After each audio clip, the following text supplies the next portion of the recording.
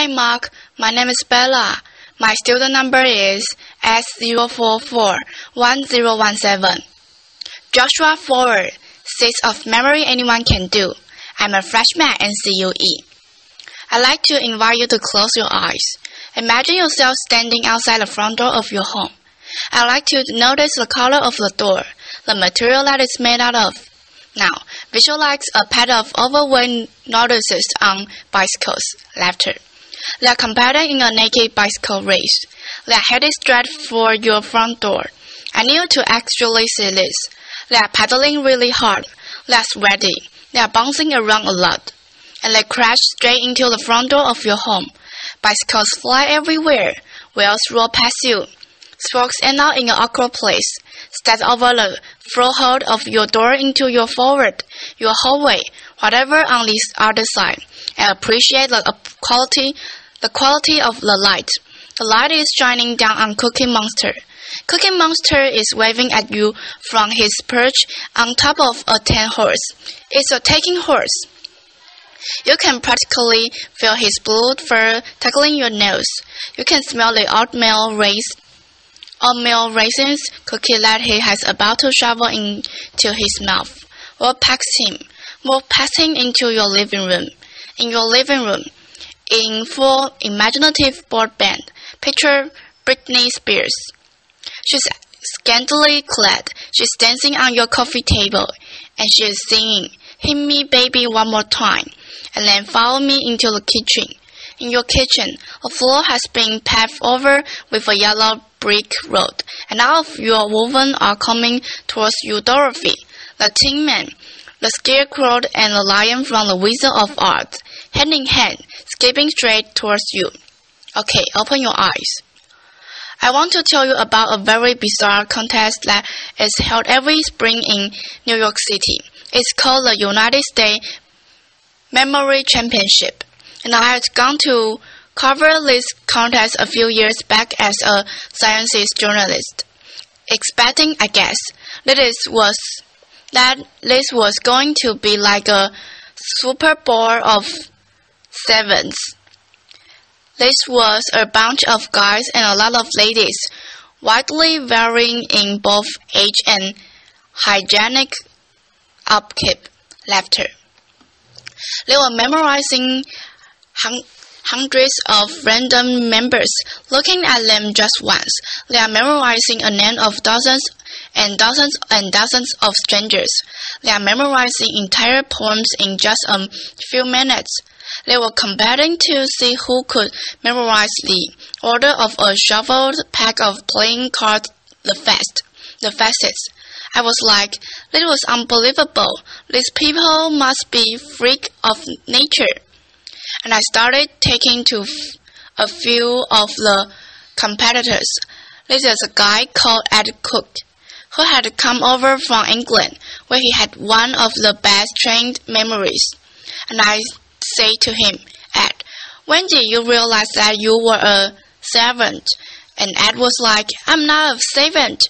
In fact, I'm just an average memory. Everybody who competes in this contest will tell you that they have just an average memory. That we have all trained ourselves to perform these utterly miraculous feats of memory using a set of ancient techniques invented 2,500 years ago in Greece. The same techniques to Caesar had used to memorize his speeches, and medieval scholars had used to memorize entire books." And I said, "Wow, how come I never heard of this before?" And we were standing outside the competition hall, and Ed, who is a wonderful, brilliant, but somewhat eccentric English guy, said to me, "Josh, you are an American journalist. Do you know Britney Spears?" I like, "What? No, why?" "Because I really want to teach Britney Spears how to memorize the order of a shovel pack of playing cards on U.S. nation television. It will prove to the world that anybody can do this. Laughter. I was like, well, I'm not Britney Spears, but maybe you could teach me. I mean, you have got to start somewhere, right? And that was the beginning of a very strange journey for me. I ended up spending the better part of the next year not only training my memory, but also investigating it, trying to understand how it works, why it sometimes doesn't work, and what it potentially might be. And I met a host of really interesting people. There's a guy called E.P. He is an magnate who had very possibly the worst memory in the world. His memory was so bad that he didn't even remember he had a memory problem, which is amazing. And he was this incredibly tragic figure, but he was a window into the extent to which our memories make us who we are. At the other end of the spectrum, I met this guy. This is Kim Peek. He was the basis from Dustin Foreman's characters in the movie Rain Man. He spent an afternoon together in the Salt Lake City Public Library memorizing phone books, which is scintillating. Laughter. And I went back and I read a whole host of memory treatises written 2,000 plus years ago in Latin, in antiquity, and then later in the Middle Ages. And I learned a whole bunch of really interesting stuff.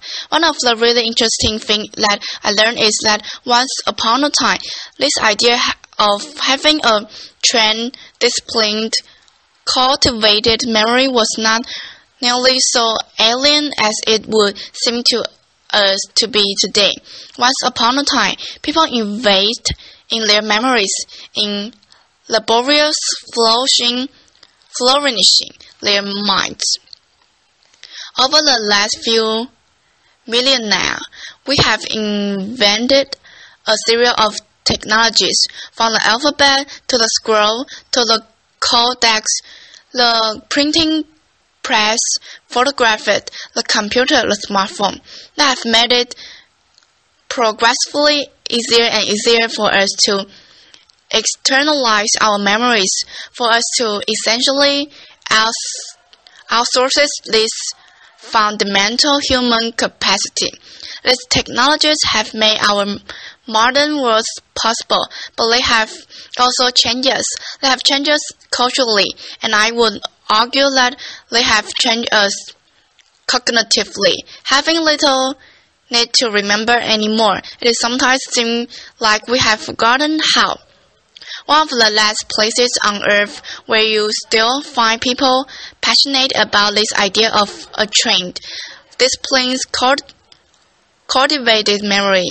This is at this totally singular memory contest. It's actually not that singular. There are contests held all over the world, and I was fascinated. I wanted to know how do these guys do it. A few years back, a group of research at University College London brought a bunch of memory champions into a lab. They wanted to know, do these guys have brains that are somehow structurally and naturally different from the rest of us? The answer was no. Are they smarter than the rest of us? They gave a bunch of cognitive tests, and the answer was not really. There was, however, one really interesting and telling difference between the brains of the memory champions and the control subjects that they were comparing them to. When they put these guys in an fMRI machine, scanned their brains while they were memorizing numbers and people's faces and pictures of snowflakes. They found that the memory champions will light up different parts of the brain than anyone else. Of note, they were using, or they seem to be using, a part of the brain that is involved in spatial memory and navigation. Why? And this is where something that the rest of us can learn from this. The sport of competitive memorizing is driven by a kind of arms race where everywhere somebody comes out with a new way to remember more stuff more quickly, and then the rest of the field has to play catch up. This is my friend Ben Pridmore, 3-time world memory champion. On his desk in front of him are 36 shoveled pack of playing cards that he is about to try to memorize in 1 hour using a technique that he invented and he alone has mastered. He used a similar technique to memorize the precious order of 4,140 random binary digits in half an hour. Laughter. Yeah. And while there are a whole host of ways of remember stuff in these competitions, all of the techniques that are being used ultimately come down to a concept that physiologists refer to as elaborative encoding, and is well illustrated by the nifty paradox known as the Baker-Baker paradox, which goes like this. If I tell two people to remember the same word, if I say to you, remember that there is a guy named Baker, that's his name, and I say to you, remember that there is a guy who is a baker, okay? And I come back to you at the same point later on, and I say, do you remember that the word that I told you a while back? Do you remember what it was? The person who was told his name is Baker is less likely to remember the same word than a person was told his job is a baker. Same word, different amount of remembering. That's weird. What's going on here? Well, the name Baker doesn't actually mean anything to you. It's entirely untethered from all of the other memories floating around in your school. But the common nouns, baker, we know bakers. Bakers wear funny white hats. Bakers have flour on their hands. Bakers smells good when they come home from work. Maybe we even know a baker, and then we first hear that word, we start putting these associational hooks into it. It makes it easier to finish it back out at some later date. The entire art of what is going on in this memory context, and the entire art of remembering stuff better in everyday lives, is figuring out ways to transform capital B bakers into lower class B bakers, to take information that is lacking in context, in significance, in meaning, and transform it in some way that is becomes meaningful in the light of all the other things that you have in your mind. One of the more elaborate techniques for doing this dates back 2,500 years to ancient Greece. It came to be known as the memory places. The story behind its creation goes like this. There was a poet called Simonides who was attending a banquet. He was actually the hired entertainment, because back then, if you want to throw a really slamming party, you didn't hire a DJ, you hired a poet, and he stand up delivers his poem from memory, was out the door, and at the moment he does, the banquet hall collapses, kill everybody inside. It doesn't just kill everybody, it mangles the bodies beyond all recognition. Nobody can say who was inside. Nobody can say where they were sitting. The bodies cannot be properly buried. It's one tragedy compounding another.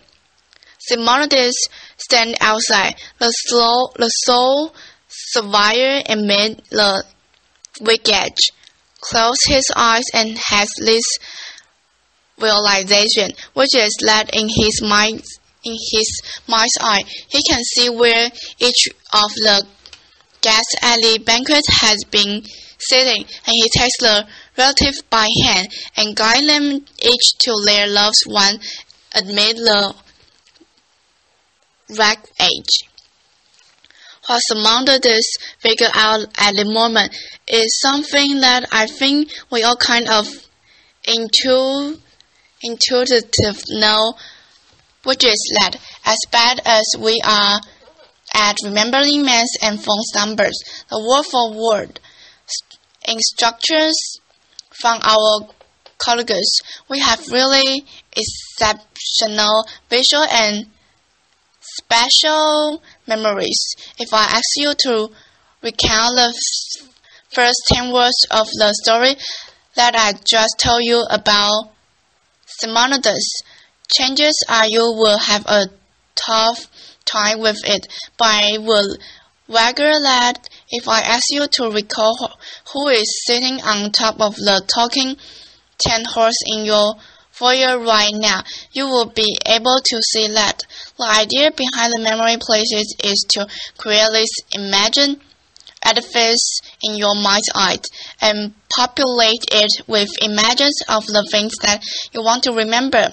The crazier, the weirder, the more bizarre, funnier, rancier, stinkier the imagine is, the more unforgettable it's like to be.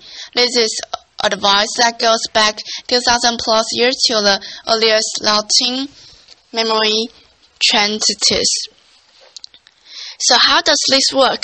Let's say that you have been invited to TED Center Age to give a speech, and you wanted to do it from memory, and you want to do it the way that Cicero would have done it if he had been invited to TEDx Rome 2,000 years ago. Laughter.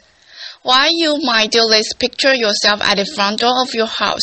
It will come out with some sort of crazy, ridiculous, unforgettable image. To remind you that the first thing you want to talk about is totally bizarre context. Laughter. And then you'd have go inside your house and you will see the image of Cookie Monster on the top of Monster Ed. Mr. Ed.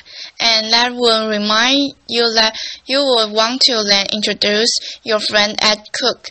And then you will see an image of Britney Spears to remind you of these funny anecdotes you want to tell. And you will going into your kitchen, and then the fourth topic you were going to talk about was this strange journey that you went on for a year. And you have some friend to help you remember that.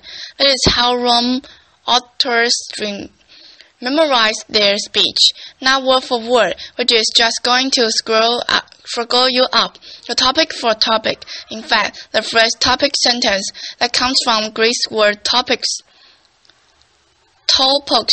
which means places. That a vestige of when people used to think about artery and rhetoric in these sorts of special terms. The phrase in the first place, that is like in the first place of your memory places. I thought this was just fascinating, and I got really into it. And I went to a few more of these memory contests, and I had this notion that I might write something longer about this subculture of competitive memorizers, but there was a problem. The problem was that a memory contest is a pathologically boring event. Laughter. Truly, it is like a bunch of people sitting around taking the SATs. I mean, the most dramatic it gets is when somebody starts messaging their tempos. And I'm a journalist. I need something to write about. I know that there is incredible stuff happening in these people's mind, but I don't have access to it. And I realized if I was going to tell this story, I need to work in their shoes of a little bit, so I started trying to spend 15 or 20 minutes every morning before I sat down with my New York Times, just trying to remember something. Maybe it was a poem, maybe it was names of an old year book that I bought at a flea market, and I found that it was shockingly fun, and I never would have expected that. It was fun because it's actually not about training your memory. What you are doing is you are trying to get better and better at creating, at dreaming up these utterly ludicrous, wrenching, hilarious, and hopefully unforgettable image in your mind's eyes. And I got pretty into it. That is me wearing my standard competitive memorizer training kit. Laughter. It's a part of earmuff and a set of safety goggles that have been masked over concept for two small pinholes because distraction is a competitive memorizer's greatest enemy. I then coming back to that same contest that I have covered a year easier, and I had this notion that I might enter it sort of as an experience in participatory journalism. I thought maybe a nice epilogue to all my research. Problem was the experiment when hell weird. I won the contest. Laughter, which really wasn't supposed to happen. Applause. Now, it's nice to able to memorize speeches and phone number and shopping list, but it's actually kind of beside the point. These are just tricks. They work because they are based on some pretty basic principles about how our brains work, and you don't have to be building memory places or memorizing pack of playing cards to benefit from a little bit of insight about how your mind works. We often talk about people with great memories as though it were some sort of an innate gift, but that is not the case. Great memories are learned at the most basic level. We remember when we pay attention. Remember when we are deeply engaged. Remember when we are able to take a piece of information and experience and figure out why it is meaningful to us, why it is significant, why it is colorful. When we are able to transform it in some way that makes sense in the light of all the other things floating around in our minds. When we are able to transform bakers into bakers, the memory places. These memory techniques, they are just shortcuts. In fact, they are not really shortcuts. They work because they make you work. They force a kind of deep processing, a kind of mindfulness that most of us don't normally work around exercising. But they actually are not shortcuts. That is how stuff is made memorable. And I think if there's one thing that I want to leave you with, is that EP, the addict who couldn't even remember he had a memory problem, left me with, which is The notion that our lives are the sum of our memories.